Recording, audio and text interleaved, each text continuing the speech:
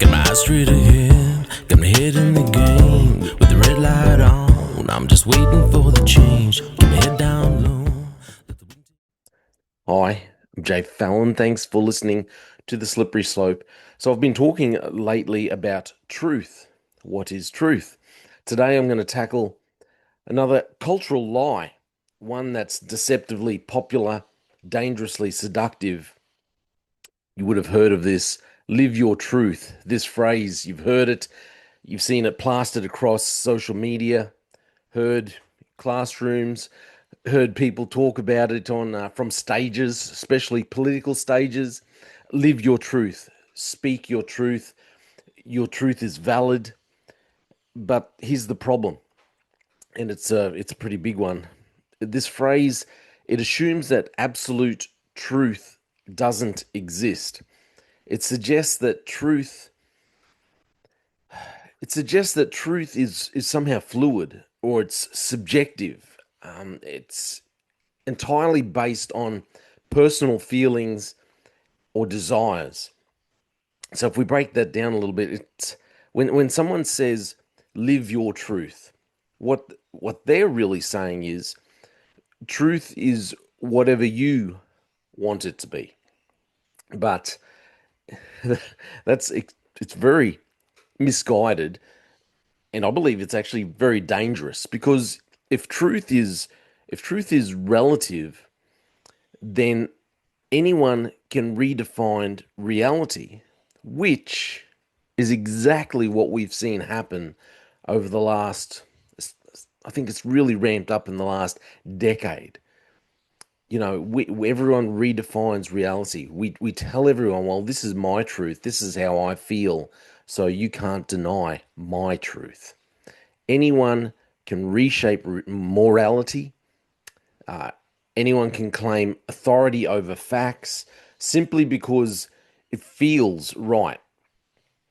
So, I was read the title from an article just the other day, and it was, I'll be polite here, it was a young person who was saying that, talking about how they were always seen as a son, but in their truth, they were actually the daughter.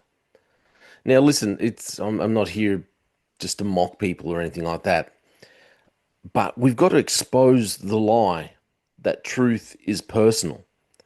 Because once we accept that, then we open a door to chaos. Now, listen, if truth is just a feeling, then who decides what is right? Who defines justice? Or who protects children, families, and society from moral collapse? Math doesn't lie.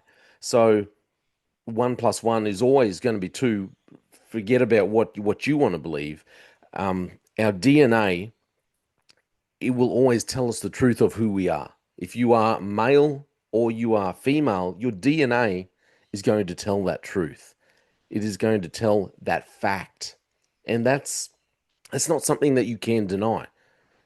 You look at something like you look at something like gravity, which is something that we all need, and it doesn't particularly care about whether you feel and you think that it applies to you or you want to believe it, or if it's your truth or it's not your truth. Because truth isn't it's not a mood, it's not a trend, and truth, it's not a personal brand. Even though some people who have a personal brand need to take on a bit more truth in their life, in their brand. And scripture talks about truth. John 17:17 says, sanctify them by the truth.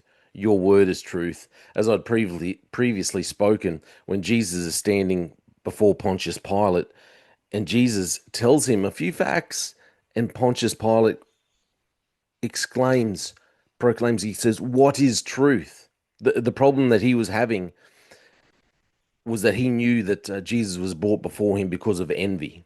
And he knew what the truth was, that Jesus shouldn't have been before him. And he knew that he was being walked along to do this because of a lie. And that's what he knew. He knew this. And Romans 1, and if you've listened to this podcast, you would have heard me talk about this quite a few times. Romans 1:25, it says, they exchanged the truth of God for a lie and worshipped the created rather than the creator. And this is why God gives them over to a reprobate mind. This is what I believe we are currently enduring at the moment. We are living through. We are living through a government and leaders who have a reprobate mind because they've been given over. This is part of judgment. They cannot think clearly. This is exactly what we're seeing today. People trading truth for comfort, trading conviction for convenience, or worshipping identity, ideology, and emotions instead of the God who defines reality. So I'll just leave you with this. This is just short. Where does this lie take us? If we go along with, well, this is my truth, where does this take us? What happens when truth becomes optional? And how do we stand firm in a world that's redefining everything? We don't need your truth. We need God's truth.